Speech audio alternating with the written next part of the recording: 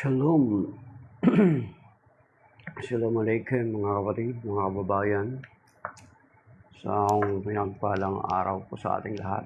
At narito na naman tayo ngayon sa ating Preaching in the Wilderness series kung saan binabasa natin ang Ebanghelyo ng Panginoon na binabasa sa lahat ng mga Katolikong simbahan. At isang pinagpalang unang araw ng Setyembre. At of course, sa araw na ito ay may mga tao na o may mga mall na magpapatugtog na ng mga kanta ni Jose Marichan. So, okay.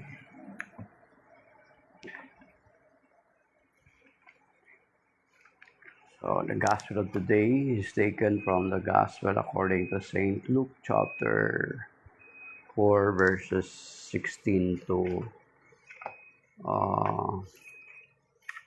30. Glory to you, Lord.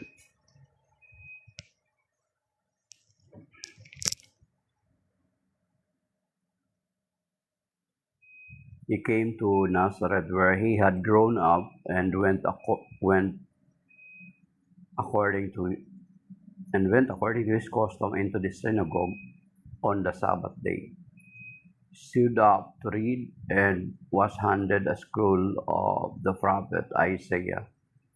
He unrolled the scroll and found the passage where it was written, "The Spirit of the Lord is upon me, because he has anointed me to bring glad tidings to the poor. He has sent me to proclaim liberty to captives and recovery of sight to the blind, to let the oppressed go free, and to proclaim a year acceptable to the Lord." Rolling up the scroll, he handed it back to the attendant and sat down, and the eyes of all in the synagogue looked intently at him. He said to them, "Today the scripture passage is fulfilled in your hearing." And all spoke highly of him, and were amazed at the gracious word that came from his mouth. They also asked, "Isn't this the son of Joseph?" He said to them, "Surely you will quote me this proverb, 'Physician, cure yourself,' and say, 'Though here in your native place the things that we heard were done in Capernaum.' And he said, 'Amen, I say to you, no prophet is accepted in his own native place. Indeed, I tell you, there were many widows in Israel in the days of Elijah, when the sky was closed for 3.5 years, and a severe famine spread over the entire land. It was none of this that Elijah was sent, but only to a widow in Zarephath, in the land of Sidon. Again, there were many lepers in Israel during the time of Elisha the prophet, yet not one of them was cleansed, but only Naaman the Syrian. When the people in the synagogue heard this, they were all filled with fury. They rose up, drove him out of the town, and led him to the brow of the hill on which their town had been built, to hurl him down headlong. But he passed through the midst of them and went away. The Gospel of the Lord. Praise to you, Lord Jesus Christ. Okay? So yan mga kapatid. Okay, so ang Ebanghelyo ay ipinapakita na ang Panginoon sa kanyang kostumbre, sa kanyang kaugalian ay pumupunta sa sinagoga para magbasa. Nagbasa siya ng kasulatan mula sa aklat ni Isaias, at ang kasulatang yaon ay a prophecy, a messianic prophecy na patungkol sa ating Panginoong Jesucristo.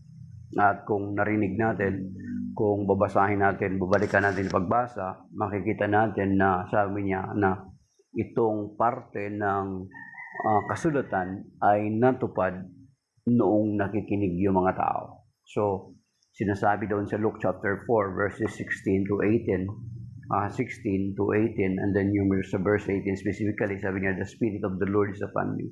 He has anointed me. He has anointed me. Ibig sabihin, hinirang or pinahiran. No? In short, Messiah. Yan. Pag sinabing pinahiran, hinirang o Messiah, the anointed one or hinirang, pinahiran. So, ibig sabihin, sinasabi ng Panginoon that the prophecy about the Messiah ay kiniklaim ng Panginoon that He is the fulfillment of the Messianic prophecy. Diba? So siya yung inaangkin niya yung fulfillment ng Messianic prophecy. Isa na doon yung bago pa man ay doon pa lang sa Genesis, makikita na natin na may Messianic prophecy na doon. Genesis chapter 3 verse 15, di ba? So, binanggit na kaagad doon yung about the Savior. So, this Messiah is yung hinirang or pinahiran or anointed ay doon pa lang sa Old Testament, sa proto-evangelium na tinatawag, ay binanggit na kaagad, di ba? Sa Genesis chapter 3 verse 15 at maging doon sa Deuteronomy chapter Deuteronomy chapter 8 verse 15, kung hindi ako nagkakamali, tingnan natin ha. Okay, sabi ito.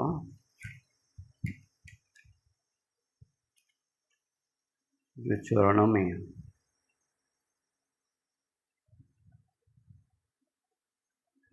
Hindi. Deuteronomy. Okay. Hindi ko makita.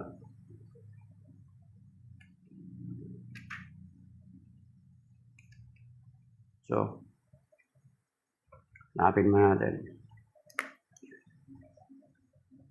Okay.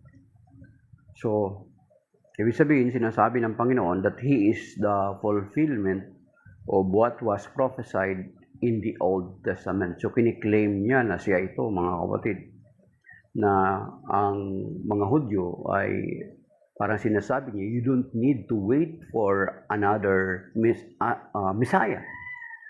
Parang, I am He. Ako na ito. Ako na yung katuparan. Okay. Okay.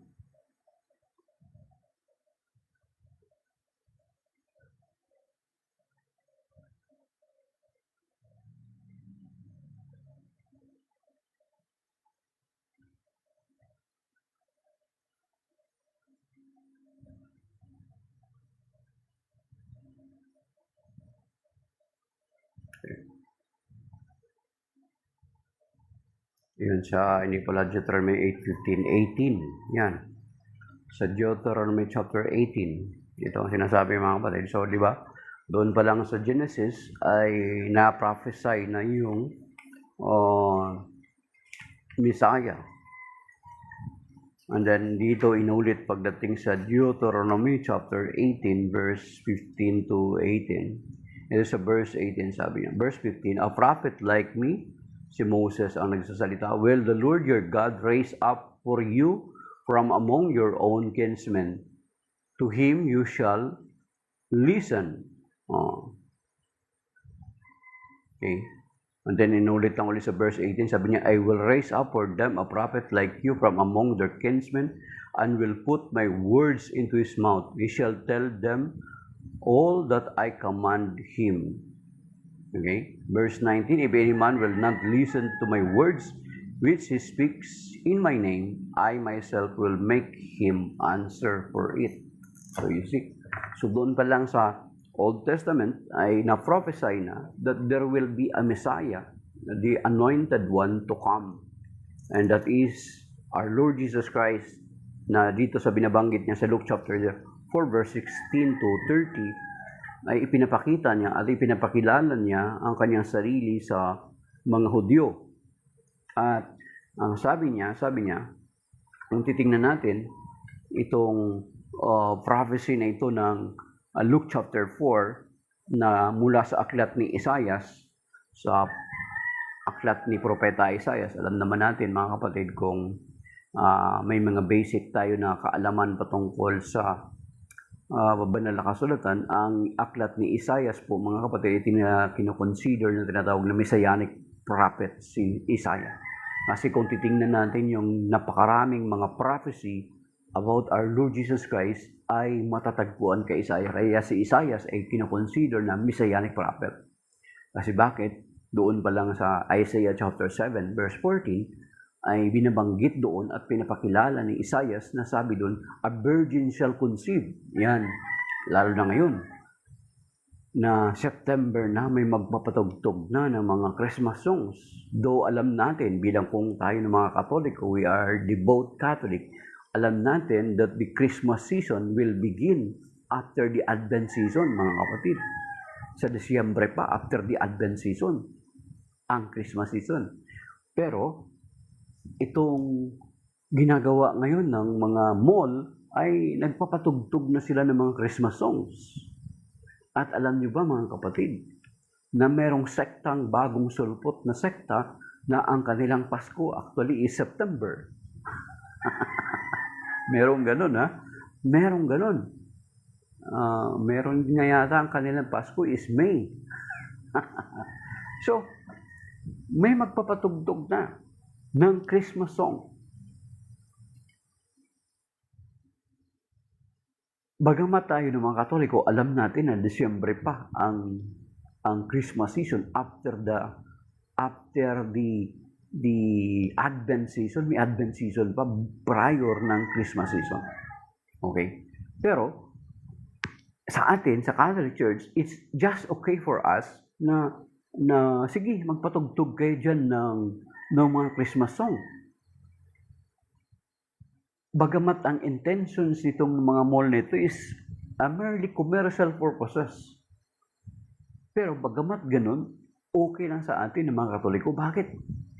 Ito ay kahalintulad noong sinasabi ni San Pablo sa Filipos chapter 1 verse 17. Bagamat ang purpose ng mga mall is for their commerce, for their business, na ginagawa nila ito to invite many shoppers na maghanda na, mamili na kayo earlier, mas mahirap na mamili ng yung Christmas rush na tinatawag. Kaya kung minsan, parang it invites people na magpatugtog sila ng mga Christmas songs. Actually, it attracts. Kung makapunta ka sa mall at makarinig ka ng mga Christmas songs, it attracts you. It gives you peace. At okay lang sa atin mga Katoliko kasi ito yung kahalintulad sa sinabi ni St. Paul doon sa Philippians chapter 1 verse 17 mga kapatid. Ito, bagamat ang purpose ng mga mall is for their commerce, for their business, yet okay lang sa atin ng mga Katoliko. Kasi ito yung sinasabi sa banal na kasulatan dito ni St. Paul sa Philippians chapter 1 verse 17 na ito yung ito yung logic niya ba? Ito yung similarity or ito yung kahalintulad na sinabi ni St. Paul. Sabi niya, ang iba'y nangangaral ng di tapat sa kalooban, kundi sa udyok na masamang hangarin, sapagkat hangad nilang pasakitan ako samantalang nabibilanggo. Ngunit walang anuman sa akin ang lahat ng iyon, ikinagagala ko pa nga ang mga pangyayari. Ang mahalaga na ipapangaral sa Kristo kahit sa anong paraan, tapat man o hindi ang angharing ng nangangaral. So, whether their purpose is for their business na magpatugtog sila ng mga Christmas song, is okay for us. Bakit? At least they are declaring, they are proclaiming that there is a Messiah who comes already in the flesh. Diba? So, ang sinasabi ni St. Paul, pwede natin ma-relate sa ngayong kasalukuyan na may mga tao, they are doing these things not because they believe or they are they believe doon sa Pasko. Pero sa kanilang business, yet okay lang sa atin, yung verse 19, okay lang sa atin kasi at least napapangaral ang Panginoong Jesucristo. Di ba? Kapag kinantay, whenever I see girls and boys selling lanterns on the street, I remember the child in a manger as he sleeps. Di ba? Na ipapangaral ang kapanganakan ng Panginoon Jesucristo. Whether their intentions is for their business, pero may kapakinabangan din sa atin kasi na ipapangaral ang patungkol sa Panginoong Jesucristo. So, yun yung relationship niya na okay lang na, parang tinatanggap na lang ng simbahan, okay lang. Sige, magpatugtog kayo dyan ng Christmas song. It's okay for us. Kasi alam namin na ang Pasko, ang Christmas season will be on December after the Advent season. So, yung purpose nila is for their business, para sa kapakinabangan ng kanilang negosyo. It is not because of their faithfulness or love to the Lord Jesus Christ. Yun yung sinasabi ni St. Paul. Sabi niya, may nangangaral, ulitin natin how we relate this sa mga ginagawa ngayon ng mga negosyante. Okay? Ang sabi niya, ang iba'y nangangaral ng di tapat sa kalooban, kundi sa udyok ng masamang hangarin, yun, yung kanilang hangarin, actually, is not talaga, hindi naman masama. It is for their personal gain, yung mga businesses, mga kapatid. Okay? Sapagkat hangad nila'y hangad din ang pasakitan ako samantalang nabibilanggo, ngunit walang anuman sa akin ang lahat ng iyon. Okay, di ba? Wala na lang sa atin, okay? Ikinagagalak ko pa nga ang mga pangyayari, ang mahalagay na ipapangaral si Kristo kahit sa anong paraan, tapat man o hindi ang hangarin ng nangangaral. So whether they have their good intentions or not, it is okay for us Catholics kasi nagiging kapakinabangan ito sa atin sapagkat na ipapangaral ang kapanganakan or pagkakatawang tao ng ating Panginoong Kristo. Yan. So, balik tayo kay Isaiah. Si Isaiah is mako-consider siya na Messianic prophet, mga kapatid. At itong ebanghelyo ngayon natin is coming from him sa Isaiah, Luke chapter 4, verse 18 to 19, especially. Okay? Okay. So, si Isaiah, na sinasabi dito ng Panginoon, basahin natin at tingnan natin yung sa aklat ni Isaiah. Sa Luke chapter 4, verse 18 to 19. Okay. Ito.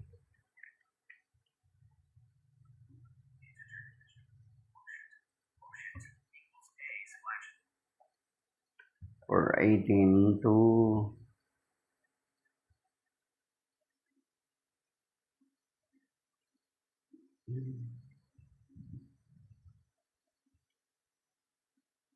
sabi dito, the Spirit of the Lord is upon me because He has anointed me to bring glad tidings to the poor. He has sent me to proclaim liberty to captives and the recovery of sight to the blind, to let the oppressed go free, and to proclaim a year acceptable to the Lord. So,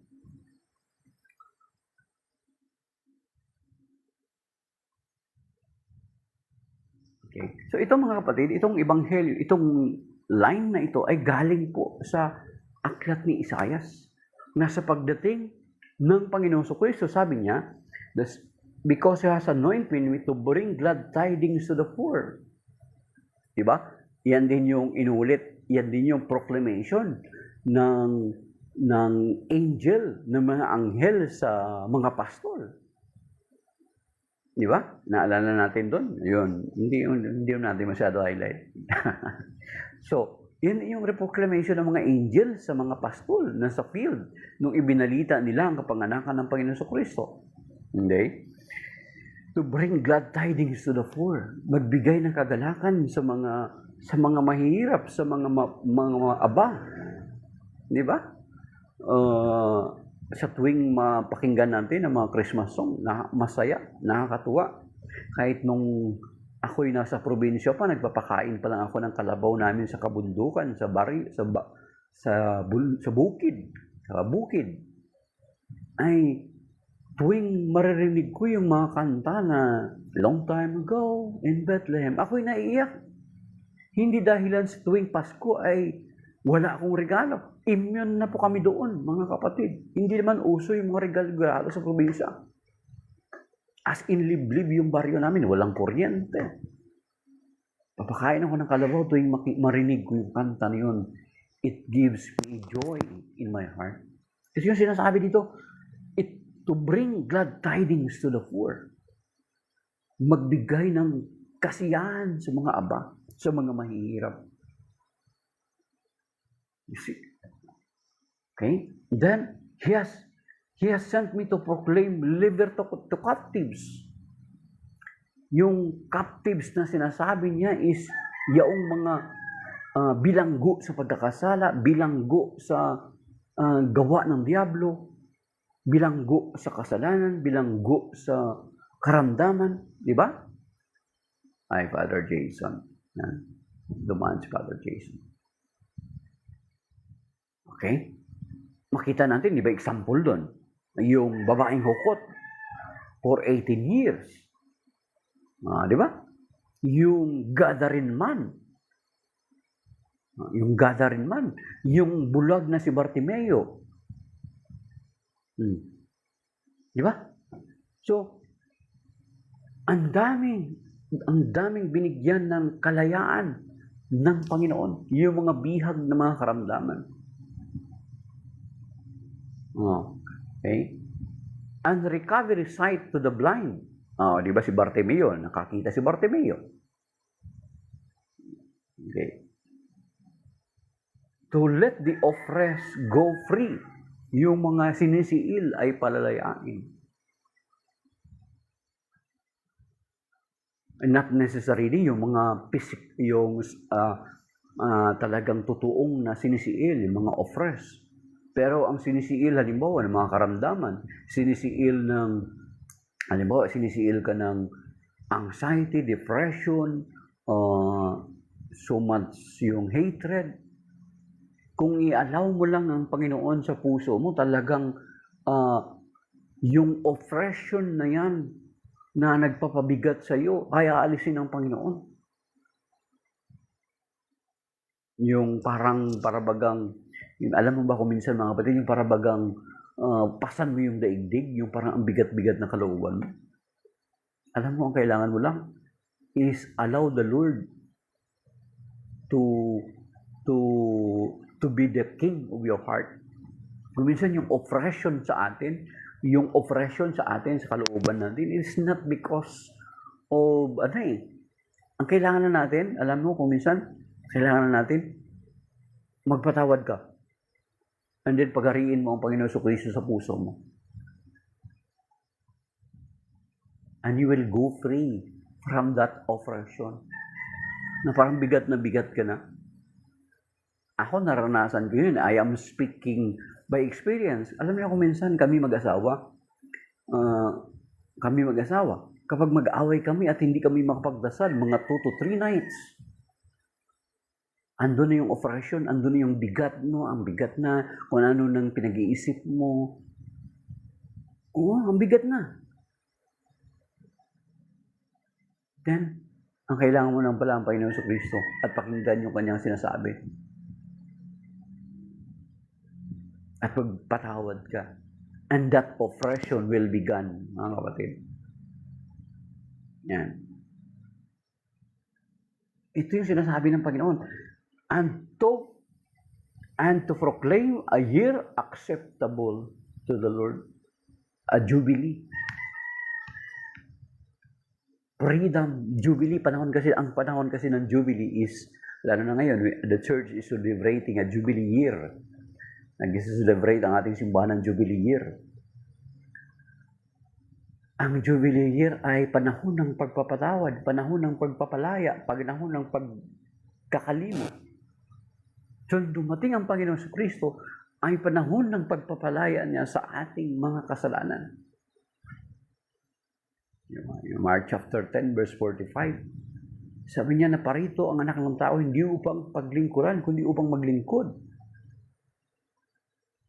At ibigay ang sarili para sa ikatutubos ng marami. Yan.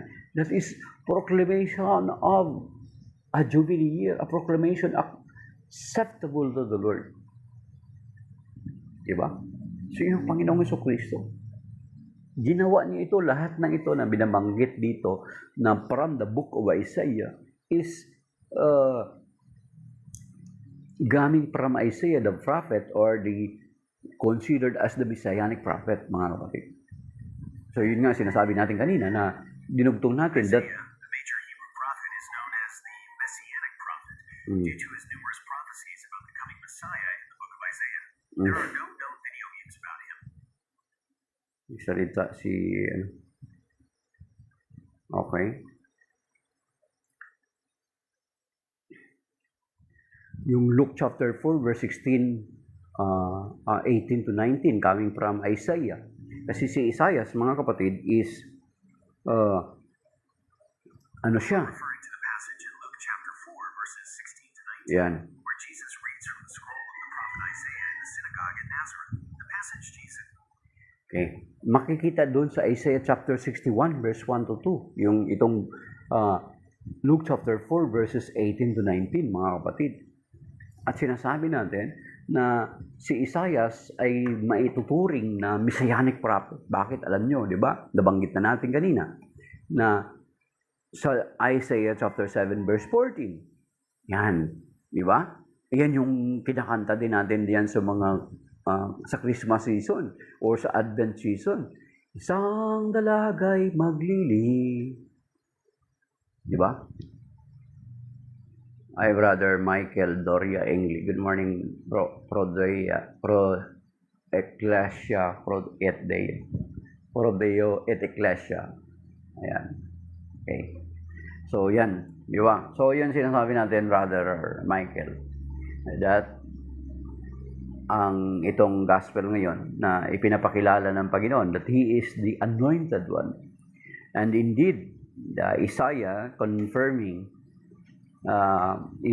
confirming that na merong propeta na darating. At dito nga, nung binasa ng Panginoon, itong Isaiah chapter 61, verse 1 and 2, ay sinasabi niya na natupad ang kasulatang ito nung narinig din niyo, ay itong sinasabi ni Anointed One, the Anointed, He has anointed me, or ibig sabihin, kinikilala ng Panginoong Jesucristo na siya yung inihula doon sa aklat ni Isaias. At itong si Isaias ay kinukonsider natin na Messianic prophet.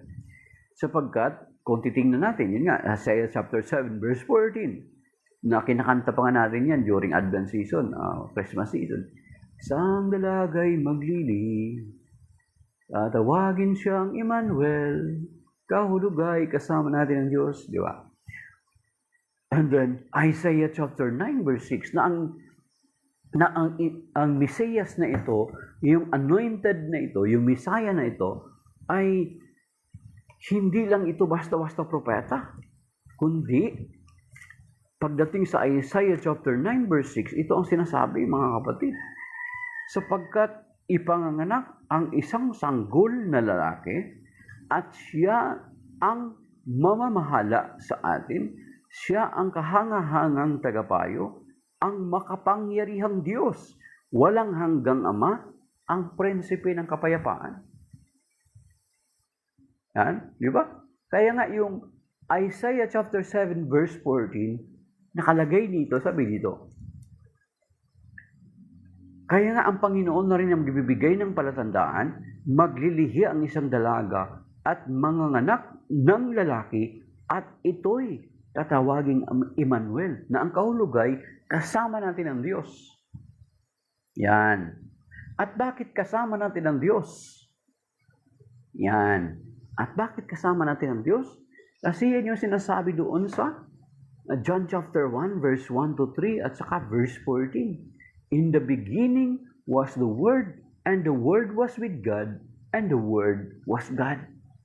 He was He was with God in the beginning, and without Him, nothing is created. And then, pagdating sa verse 14, and the Word became flesh and dwelt among us. Kaya pala dito sa Isaiah chapter 7, verse 14, sinabing Emmanuel, kasama natin ang Diyos sapagkat ang Diyos na ito na nagkatawang tao. Kaya nga Emmanuel, kasama natin ang Diyos.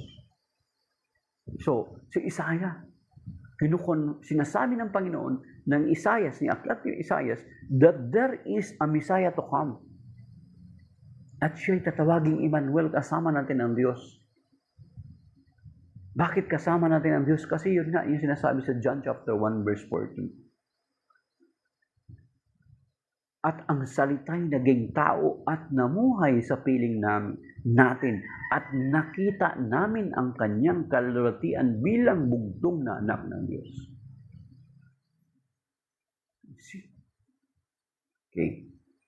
Then, pagdating sa Isaiah chapter 9, verse 6, mas lalong pinalinaw ni Isaiah na itong Mesias na ito yung hinirang na ito yung anointed na ito na binabanggit ng Panginoon sa Kristo na inaangkin niya, na natupad nung nakikinig yung mga tao sa Kanya, ay ito yung sinasabi sa Isaiah chapter 9 verse 6, sapagkat ipanganganak ang isang sanggol na lalaki at siya ang mamamahala sa atin, siya ang kahangahangang tagapayo, ang makapangyarihang Diyos, walang hanggang Ama, ang prinsipe ng kapayapaan. Yun yung mga taglay-taglay ng titulo, mga kapatid.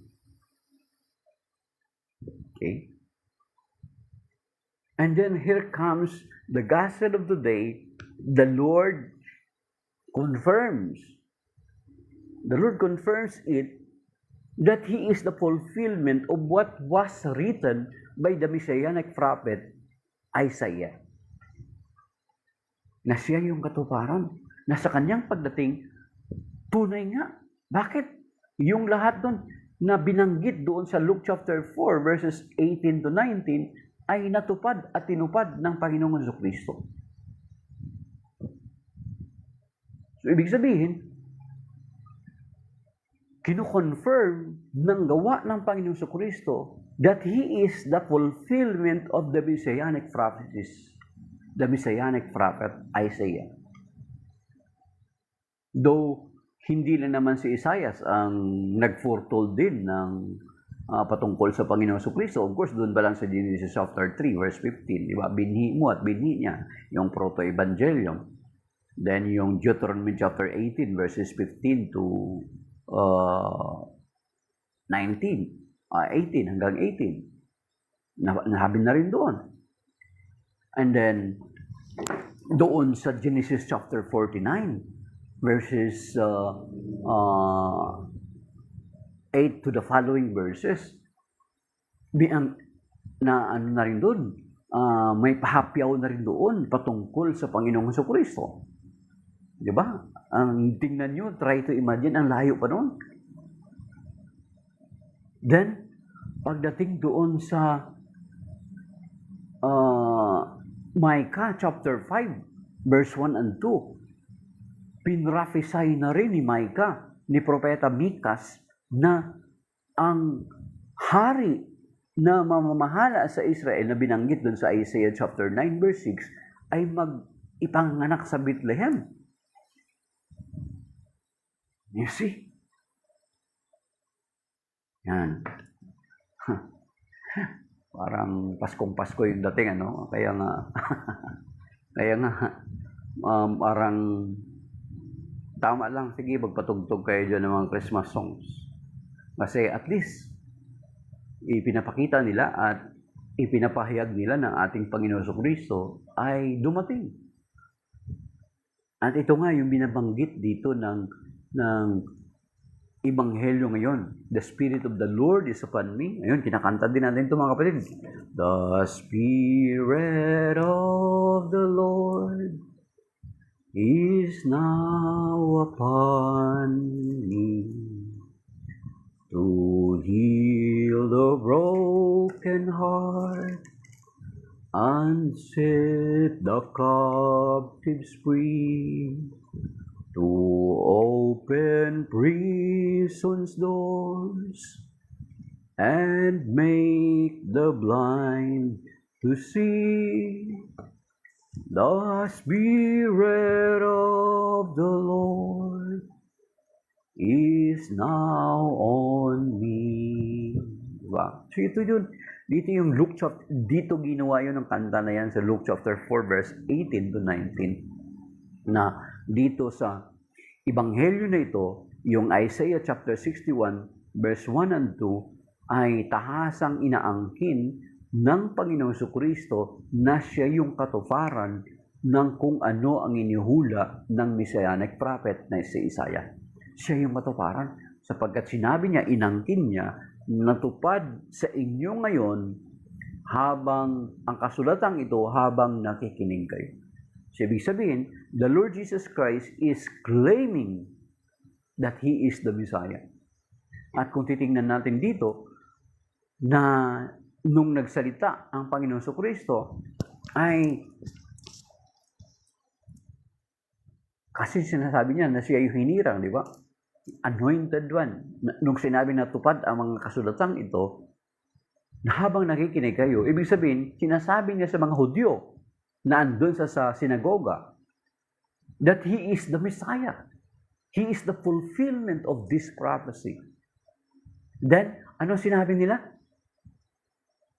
Bilang hindi pagtanggap sa Panginoong Jesucristo, ano sinabi nila? Di ba anak ito ni Jose? Di ba anak ito ni Jose?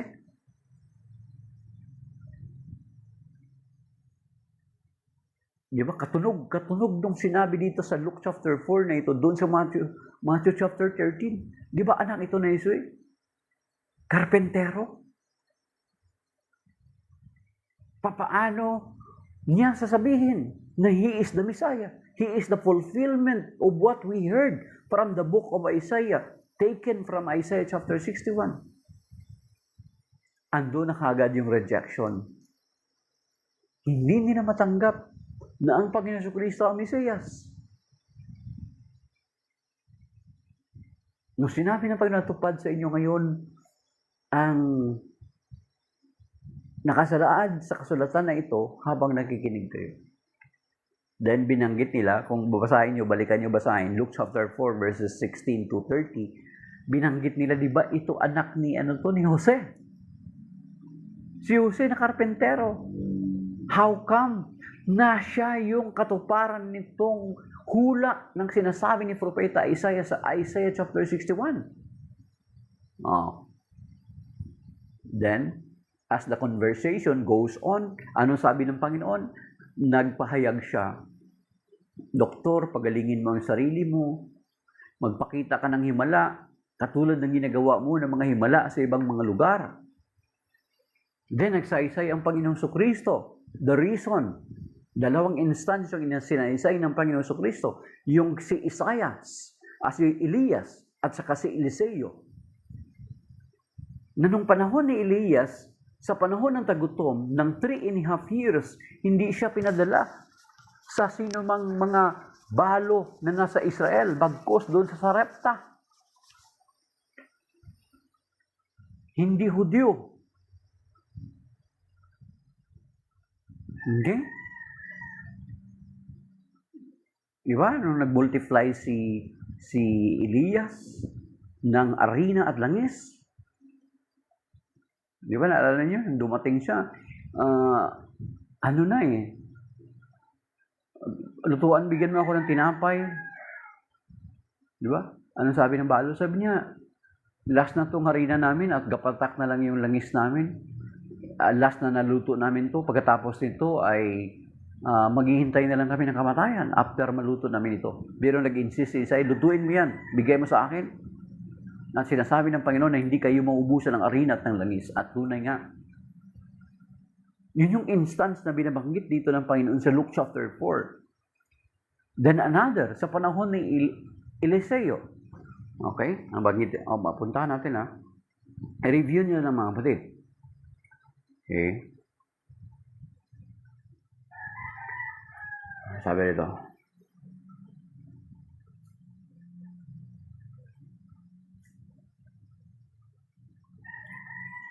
Sa verse 27, Luke chapter 4, verse 27, sa dami-dami ng mga kitungin sa Israel nung kapanahonan ni Eliseo, walang pinagaling isa man sa kanila, sina Naaman pang taga Syria ang pinagaling.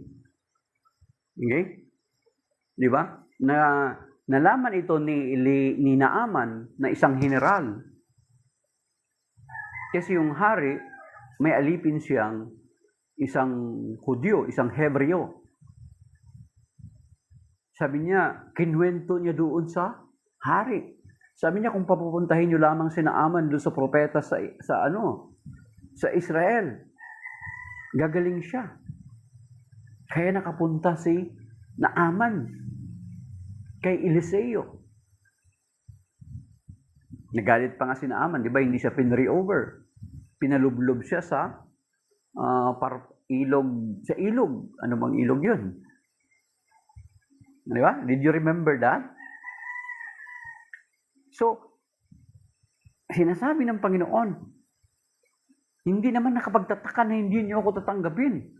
Kasi kahit nung panahon ng mga great prophet na si Propeta Elias at saka si Eliseo, even them, ay hindi sila pinadala sa isa man sa mga balo sa Israel. Bagkus doon sa balo ng Sarepta. Yung balo ng Sarepta ang tumanggap sa kanya. Hindi siya tinanggap ng sino mang balo sa Israel. Si Elias. At yung mga kitungin sa Israel, walang gumaling. Ang gumaling lang yung si Naaman Panahiniral ng Syrian general. No. Lalo sila nagalit sa Panginoong Kristo. So, makikita natin dito mga kapatid, that the Lord is saying that He is the Messiah. He is the fulfillment of what was prophesied by the Messianic prophet Isaiah. Then, nung sinabi niya yun, na natupad sa inyo, ang mga ito, nung nakinig kayo, nagalit sila, at in-adhom nila sa ang Panginoon Kristo. Ad hominem yun eh. Di ba anak to ni Jose na karpentero? Parang katulad ngayon. Di ba anak to ng kontraktor? Di ba? Kapag gusto kang i-malign ng tao, gagamitin yung pangalan mo, pamilya mo, kung ano yung background ng pamilya mo. Di ba? Gagamitin. Ginamit nila yung background ng Panginoong Kristo. Di ba anak to ng karpentero? Anak to ni Jose? Ngayon, kapag anak ka ng kontraktor, di ba anak ng kontraktor to? Anak to ni yung kontraktor ng blood control. Kapag marinig mo yun, hindi ka masasaktan. Gagamitin yung pangalan ng pamilya mo, gagamitin yung pangalan ng tatay mo. Pero, natural, hindi naman masamang tao sa Jose. Karpentero talaga siya. Oo. They rejected the Lord. Ito, magiging Mesiyas. Anak ng kontraktor. Anak ng Anak ng karpentero. Kontraktor ng carpentry. Magiging Mesiyas. Magiging katuparan ng sinasabi sa Isaiah chapter 61 verse 1 and 2. No way. Ganun naman, parang ganun yung sitwasyon. Then the Lord Jesus Christ, nag-quote siya ng example ng dalawa, si Elias at saka si Eliseo. Pinapamukha sa kanila yung nakalipas nila. Binalikan sila ng Panginoon, pinamukha sa kanila. It is no wonder you will not accept me, you will not receive me, you will not believe me as the Messiah, because kahit noong panahon pa man ni Elias, panahon pa naman ni Eliseo, hindi rin naman siya tinanggap ng mga Hudyo. Di ba? So, hindi nila matanggap ang Panginoon Kristo as the Messiah. Kasi anak ng karpentero. Kasi, alam niyo mga kapatid, alam kasi ng mga Hudyo that the Messiah will come from the lineage of King David. And their mentality, the Messiah will be like King David, a warrior, a king, a conqueror by force.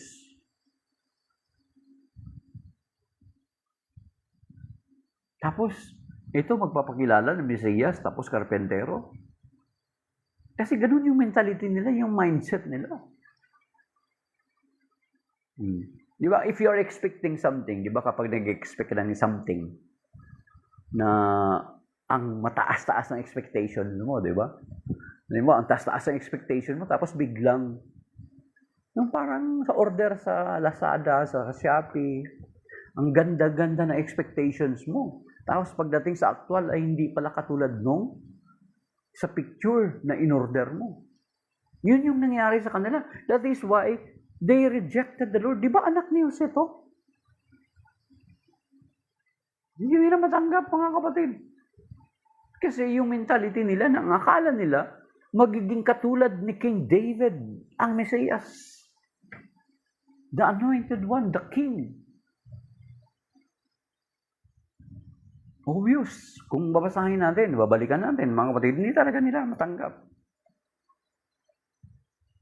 Kaya nga noong, kung makikita nyo, kung naalala nyo yung panahon ng talaspas, panahon ng pagpasok ng Panginoon Kristo sa Israel, sa Jerusalem. Mabuhay ang hari ng mga Hudyo, pinagpalang dumarating sa ngalan ng Panginoon. Blessed is he who comes in the name of the Lord. Baruch haba b'shem Adonai. Tuwang-tuwa sila. Ito na, yeah. Pero of course, magiging parang, ano tawag ito? Contrast siya. Or parang paradox ang dating ba? Contrast kasi birin mo, ang hari, suppose sa kabayo makasakay. Kasi ang kabayo is pandigma. But the Lord Jesus Christ rode a donkey. He rode a donkey. At ang donkey, hindi pandigma. Symbolizes of peace. I am not going to war. I am going for peace. So bakit ginawa ng Panginoon yun? Actually, also a fulfillment of prophecy in Zechariah chapter 9, verse 9. Sabi niya, here is your king coming, riding in a donkey. Hindi nila naintindihan yun. Ang Panginoon sa Kristo dumating. Hindi para makipagbardagulan by force, but by peace. Diba? Kasi yun yung sinasabi sa Isaiah chapter 9, verse 6. He is the Prince of Peace, ang makapangyarihang Diyos, walang hanggang Ama, ang prinsipe ng kapayapaan. Ganon siya, prinsipe siya ng kapayapaan. So he's not going to war. Kaya hindi siya matanggap bilang Mesiyas. In-adhom siya, ad hominem. Anak ng karpentero? Anak ng kontraktor? Mesiyas? Pero, hindi nila na-realize na mismo din sa aklat ni Propeta Isaias, ang Messianic prophet na si Isaias, ay mismo sa aklat mismo ni Propeta Isaias. Nakalagay dito mga balida. There are times that we fail tayo sa ating mga expectations kasi ang taas-taas ng ating expectations. Tapos, nung dumating, ay hindi katulad nung ina-expect natin. Nalulungkot tayo. Okay? Ang sabi dito sa Isaiah chapter 55, verses 8 to 9. Ito mga kapatid. Sa aklat mismo din ng Propeta Isaias, the people of Israel didn't realize na ito yung sinasabi ng banal na kasulatan dito mismo sa aklat din ng Propeta Isaias. Ang sabi rito, ang wika ni Yahweh,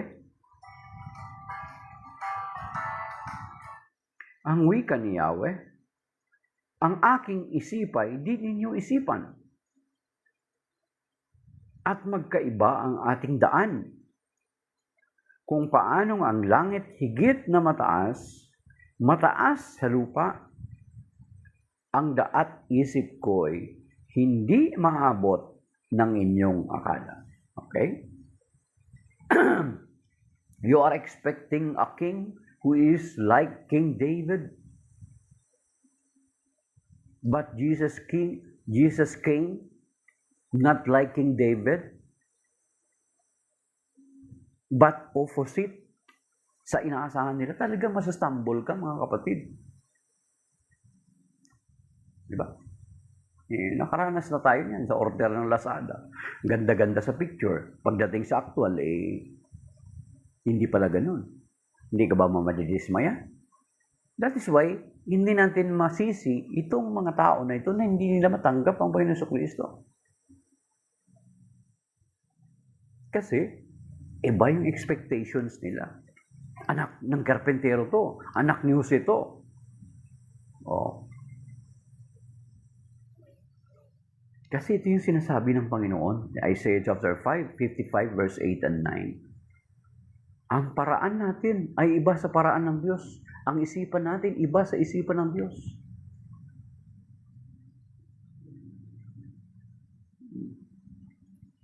Diba? Pero kung titingnan natin, talagang totoo at tumpak ang Panginoon Kristo. Bakit? He didn't go to war. Hindi niya tinrain for 3.5 years. Hindi niya tinrain. Yung mga apostol niya na mga elite soldier, how to hold a sword, a spear. Di ba? Si Pedro nga, nung tinagpas na yung taenga ng alipin ni Caiphas ay isalong mo ang yung tabak sapagkat ang nabubuhay sa tabak ay sa tabak din mamamatay. He discouraged his apostles, his disciples to use sword because Jesus came bilang isang prinsipe ng kapayapaan. Kaya nga sumakay siya sa dangki. Bilang katuparan din ng propesya sa Zechariah chapter 9 verse 9. At the same time, kung titingnan natin, yes, the Lord Jesus Christ never came for a war. He came for peace. Pero kung titingnan natin, mga kapatid, ano nangyari? He established His kingdom. He established His church. Ano nangyari? Hindi siya nakipagdigma sa mga imperyo ng Roma. Yes. Pero ano sinasabi? Ano sinabi niya? Diba? Doon sa Matthew 24. Jerusalem, Jerusalem, nais kong kupkupin ka na parang sisiw, na katulad ng inahin sa kanyang mga sisiw, ngunit ayaw mo. Inula niya yung ngunit pagdating na araw kukubkubin ka after AD 70, around mga AD 70, ano nangyari? Di ba, bumagsak. Pinabagsak yung walls, mga muog ng Jerusalem.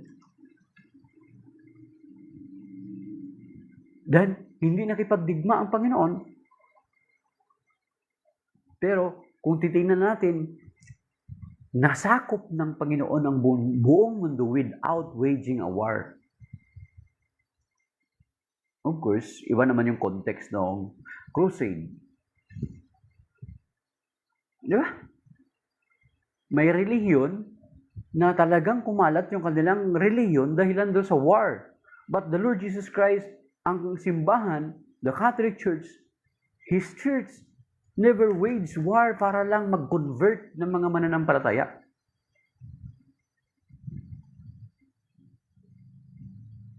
Di ba? Kasi sinasabi ng Isaiah 55, 8 and 9, my ways are not your ways, my thoughts are not your thoughts. Hindi nakipag-wage ng war ang Panginoon, but He conquered almost the whole world. Yung iba, mga stubborn na lang yun. Di ba?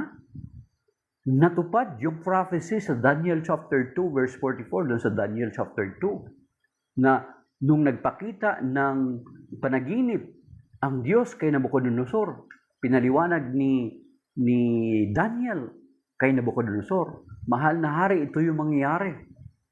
Diba? Nadurog yung imahen na binubuo ng iba't ibang component. May bato na gumulong galing sa bundok. Galing sa bundok.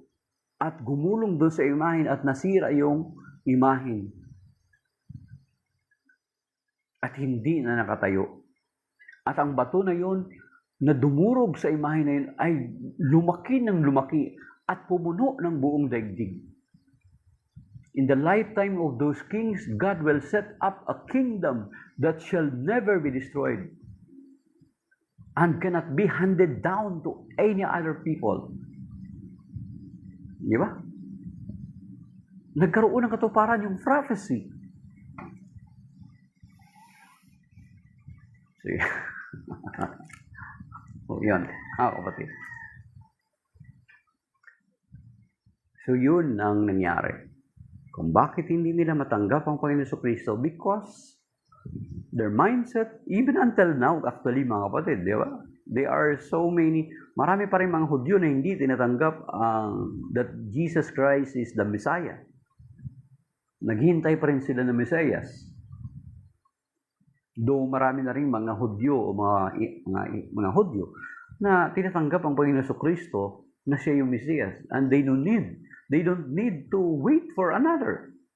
Kasi baka mamaya, iyan nga yung sinasabi na baka kung pag tumanggap sila ng iba pang Mesias, ng Mesias, it is a false Christ already. Yan ngayon, naghihintay pa rin sila. Kaya nga, dun sa Romans chapter 11, kung nabasa niyo yun mga kapatid, niremind tayo ni San Pablo doon patungkol sa kanila na tayo ng mga ligaw na sa mga ay pansamantala lamang yung pagmamatigas ng mga Hudyo, ng mga Israelita. Para yung kabuang bilang ng mga hintil ay maiugpong sa tunay na olibo. Tayo daw parang ligaw na olibo. Basahin niyo Romans 11, mga kapatid. Pinaliwanag doon. Sabi niya, huwag tayong mangimbulo or huwag tayong magmalaki na para bagang nauna pa tayo sa mga Hudyo na tumanggap sa Panginoon Jesucristo. Sabi doon ni San Pablo sa Romans chapter 11, ang pagmamatigas sa mga Hudyo ay pansamantala lamang, mga kapatid. Time will come. The Lord will open their eyes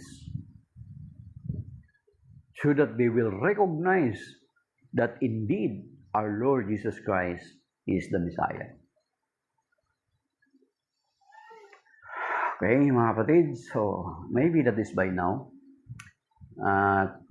Shalom sa ating lahat. Maraming salamat sa 48 likes. At sa mga nag-tap ng screen, yung hindi man nag-tap ng screen, pero andyan sila, they considered to listen to us. They considered na subaybayan tayo. So, shalom. May God bless us and keep us safe and sound sa araw na ito. Iligtas nawa tayo ng Panginoon sa leptospirosis. Iligtas tayo ng Panginoon sa mga mabibigat ng mga pagsubok. Iligtas tayo ng Panginoon sa mga lubang mga karamdaman, sa stroke, sa cancer, sa hypertension, sa kidney failures, sa diabetes, sa disgrasya, sa anumang disgrasya. At of course, mga kapatid, huwag naman nating subukin kapag may sugat tayo. Of course, huwag naman tayo basta-bastang lusong sa baha. Lalo na ngayon, bumabaha. Talagang lalong ina-highlight ni Lord itong corruption sa flood control. Pinapamukha niya na talagang massive. Nagpapasalamat din tayo sa Panginoon na nilantad itong mga corruption na ito. Talagang kung wala lang sanang corruption ay hindi mangyayari ito kasi ang laki-laki ng pera ang ginagastos, bilyon-bilyon sa flood control. Ay hindi ito mangyayari. Kaya ngayon, lalong ina-highlight ni Lord, konting baha, ulan lang, baha na kagad, magugulat ka. Ako, nagulat ako. Sabi ko, ang ulan sa amin, parang konti lang naman yun. Mga parang 1 hour lang na ulan. ganun nakatindi yung baha, mga kapatid. So, pinapahintulot ng Panginoon na mangyari ang mga ito para ilantad niya itong mga tao na ito na gumagawa ng kalikuan sa ating bansa. So, hi Jolie Alcantara, thank you sa follow. Okay? So, yan mga kapatid, ipanalangin natin. Nawa patuloy na kumilos ang Panginoon. Of course, talagang it seems na, lalo na ngayon, sasabihin na rin natin, ang Laguna de Bay, ang mga lokal na nakakasakop sa palibot ng Laguna de Bay ay continuous at massive yung encroachment sa Laguna de Bay. Anong i-expect natin pagdating ng araw? Mataas ang Laguna de Bay, mga kapatid. So, babalik yung tubig sa Pasig, sa Taguig, sa Marikina, sa Manila. Tingnan niyo Manila ngayon. Yung Parañaque, yung Pasay. Oh. Di ba? Continuous at massive yung landfill dyan sa Manila Bay. Patuloy na pagtambak dyan. Alam naman natin yung MOA, produkto ng tambak yan. And continuous yung ginagawa. Saan pupunta yung tubig? Oh, may mga lugar na ngayon sa Parañaque. Nilulubog na palagi sa baha, mga kapatid. Oh. Sige nga. Tama yung sinabi niya, no? Tama yung sinabi ni Jessica Soho, hindi yun mali. Na dahilan sa kasakiman. Nalulubog tayo sa baha dahilan sa kasakiman.